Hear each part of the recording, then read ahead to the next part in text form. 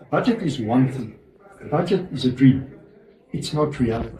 If we look at the reality, what happens in the city, we need to look at the income statement, not at the budget. And the reality is projected in the income statement. We can see when the Auditor General did an audit of the city in the previous financial year, it was found that it was not really a funded budget.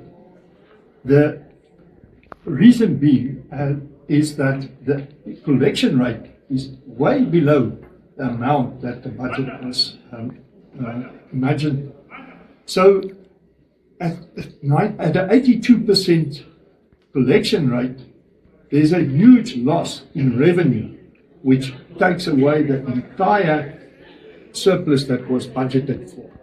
So when we put it on paper and say there's a budget and it's funded, it's not reality. And I hear what they said, but the same Auditor General found that a 90% or 94% is unrealistic. It shouldn't be there. We can go back and look at the Auditor General's report. The other thing that's very worrying that was said is the billing system. I can tell you there were huge consumer accounts recently cut. I'm thinking of the Albany Bakery. I'm thinking of the correctional services. I'm thinking of many schools that were cut, the electricity were cut because they were supposedly in arrears. And what was found? It was mostly on the side of the city that there was. So there's complete disorder in the billing system. So how can we trust that? And then lastly, what I can say is, this budget was prepared by the Deputy Mayor, who has been found guilty by this very council due to a forensic report. And he was slapped for 2 months salary.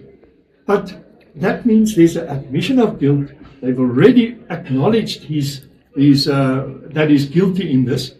And we as Freedom Front have now written a letter to the MEC to actually look into the matter, because the MFMA is clear on that. When a councillor benefits personally from any business with council, he should be dismissed.